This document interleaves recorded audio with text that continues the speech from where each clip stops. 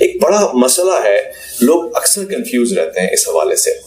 شہری کے وقتوں میں اذان کا انتظار کریں, اب اذان اہل حدیث کی آ جائے, کسی اور مسجد کی آ جائے, تو اس میں کیا پابندی ہے؟ کوئی گھڑی دیکھ کے کرتا ہے, کوئی کسی اور زون میں سفر کر رہا ہوتا ہے, صحیح وقت کیا ہے اس کا؟ دیکھیں, جب تک گھڑیوں والا سلسلہ نہیں تھا نا, اس وقت تک تو یہ بالکل صحیح بات ہے کہ بخاری مسلم میں ملتا ہے کہ 2 اذانیں ہوتی تھی. ایک اذان سیدنا بلال دیتے تھے, صحیح بخاری مسلم دونوں میں یہ حدیث موجود ہے, اور وہ اذان ہوتی تھی سحری کے وقت اٹھانے کے لیے.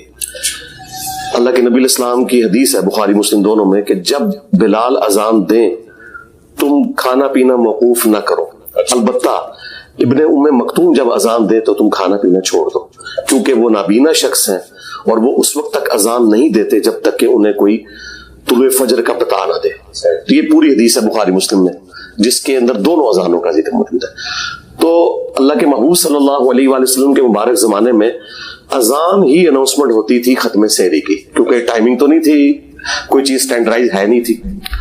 آج کے دور میں ایسا نہیں ہے, اسی وجہ سے آپ کو ٹائمنگز ڈفرنٹ نظر آتی ہیں. اب اذان صرف نماز فجر کی جماعت کے لیے ہو رہی ہوتی ہے, یہی وجہ ہے کہ کوئی 5 منٹ لیٹ دے دیتا ہے, کوئی 3 منٹ لیٹ دے دیتا ہے انہیں. یہ اس لیے آپ دیکھتے ہیں اکثر مساجد میں اناؤنسمنٹ ہو جاتی ہے کہ کھانا پینا بند کر دیں, سحری کا وقت ختم ہو چکا ہے, لیکن اذان 5 منٹ بعد وہ دیتے ہیں جا کے.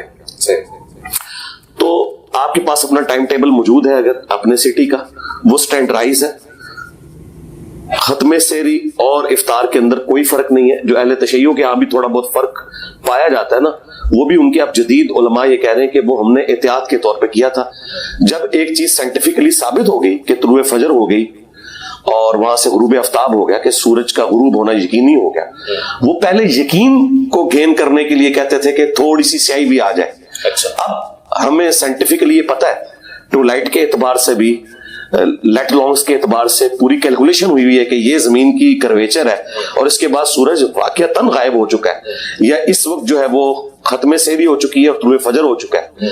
تو اب تو یہ جھگڑا ختم ہونا چاہیے. تو آپ اسلام 360 کے اندر بھی ہے, اور جو مسلم پرو ہے سافٹ ویئر اس کے اندر بھی, اور ٹائم ٹیبل بھی مختلف مکاتب فکر کے لوگوں نے چھاپے میں, تو ان کو آپ فالو کریں, اپنی گھڑی کو دیکھیں, آپ مسجدوں کی اذان کو نہ دیکھیں. یہی وجہ ہے کہ لوگ وہ 15 منٹ تک اذانیں ہوتی رہتی ہیں اور لوگ اذانوں کے دوران کھاتے رہتے ہیں, اور وہ بھی انہوں نے غلط مطلب لیا اس حدیث کا. وہ داؤد میں حدیث ہے کہ کوئی شخص سحری کے لیے اٹھا اور اس نے کھانا پینا شروع کیا اور اچانک اذان شروع ہو گئی.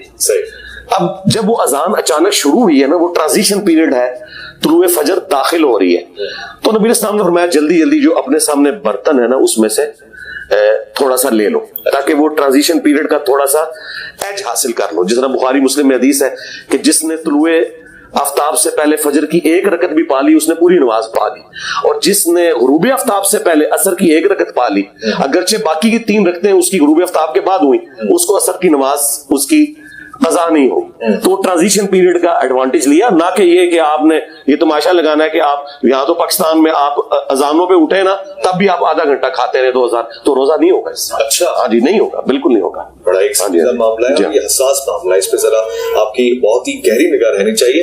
اچھا, یہ اس مسئلے کا بھی کوئی حل ہے؟ جدید تقاضوں میں یہ ہوتا ہے جی سفر میں بھی افطار تک پہنچے نہیں, ہمارے یہاں تو یہ ہوتا ہے کہ جی بھاگ رہے ہیں, دوڑ رہے ہیں, حادثات ہو رہے ہیں, ایکسیڈنٹس ہو رہے ہیں, کھجور منہ میں رکھنا ہے, تو اگر تھوڑی 5-10 منٹ تاخیر ہو جائے, یہ چلے آدھا گھنٹہ ہو جائے, تو روزہ چلا جائے گا ہاتھ سے, یہ باقی رہے؟ نہیں, روزے کو کوئی فرق نہیں پڑنا. دیکھیں جلدی کے چکر میں تو ہم نے دیکھا ہے کہ یہاں پہ اہل حدیث حضرات تو بعض اوقات 5 منٹ پہلے ہی اذان دے دیتے ہیں, تو لوگوں کے روزے توڑوا رہے ہیں. اچھا, ہاں جی بالکل. ہم نے اپنے جیلم شہر کے اندر آبزرو کیا کہ آج کل بالکل وہ اذانیں ان کی ٹھیک ہے. حنفیوں کے بھی بات ہو رہی ہیں, جیسے ہی رمضان شروع ہونا ہے نا, ایک دن میں کون سا ایسا ٹائم ٹیبل چینج ہو جاتا ہے, بس ایک ان کے دماغ میں ایک چیز چھائی ہوئی ہے, تو وہ اذان پہلے دے دیتے ہیں, لوگوں کے روزے توڑوا دیتے ہیں. آپ نے ٹائم ٹیبل کو فالو کرنا ہے. حالانکہ اہل حدیث حضرات کا سب سے بڑا ادارہ دارالاسلام پبلیکیشن ہے, ان کی اپنی ٹائمنگ کے مطابق بھی نا 6-7 منٹ پہلے وہ غروب آفتاب کروا رہے ہوتے ہیں, اور دارالاسلام کی ٹائمنگ بالکل درست ہے. تو وہ اپنی ٹائمنگ کو بھی فالو نہیں کر رہے. وہ 1955 کے اندر کہیں انہوں نے کوئی ٹائم ٹیبل ان کے لوگوں نے اس وقت کوئی کیلکولیٹ جو لمیٹڈ سورسز کے اندر کیے, ہم ان کی نیت پہ شک نہیں کرتے, لیکن اب تو ہمیں پتہ چل چکا ہے کہ پراپر ٹائمنگ کیلکولیٹ کرنے کا طریقہ کیا ہے. تو اس کے بعد تو میرا خیال ہے کوئی گنجائش نہیں ہونی چاہیے. تو یہ افراتفری مچانا اور اس کی وجہ سے ایکسیڈنٹ کرنا کوئی ضرورت نہیں ہے.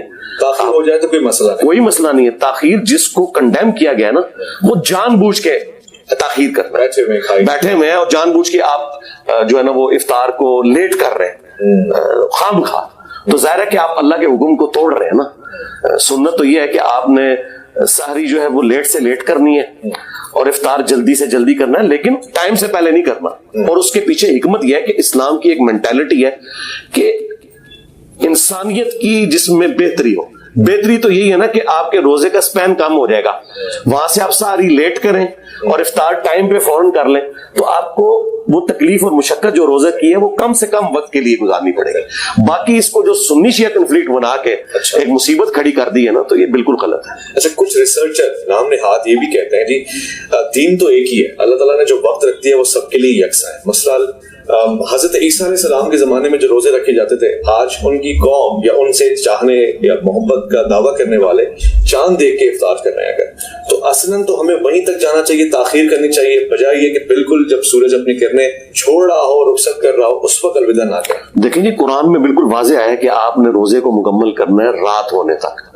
اب رات کی ڈیفینیشن جو ہے وہ یہی ہے کہ غروب آفتاب کے بعد رات ہو جاتی ہے. یہ جو شام کا لفظ بولا جاتا ہے نا, وہ غروب آفتاب سے لے کے عشاء کا وقت داخل ہونے تک کو شام نہیں کہا جاتا.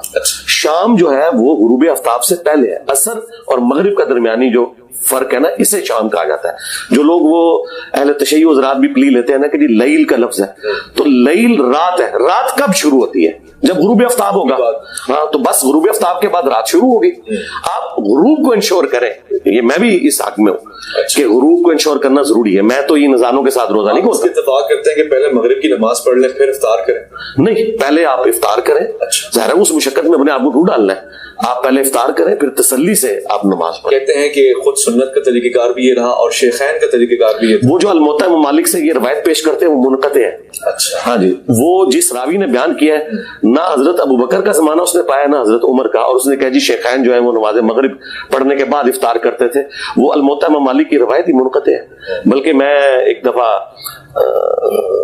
اپنے استاد کے پاس بیٹھا ہوا تھا, وہ جو میری ایک ہی ریکارڈنگ ہے مولانا اسحاق صاحب رحمہ اللہ کے ساتھ, جو 40 کوسچنز ہیں جو 23 مارچ 2012 کو ریکارڈ ہوئے تھے.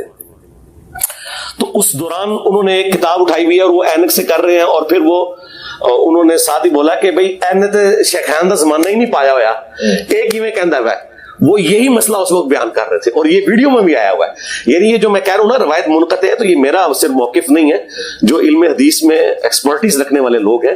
مولانا اسحاق صاحب کے بارے میں تو کوئی نہیں کہہ سکتا نا کہ وہ کوئی سنی شیعہ کنفلکٹ سے آزاد نہیں ہوئے تھے. یقیناً وہ آزاد تھے, وہ تو اتحاد امت میں اس دور میں اماموں میں کیا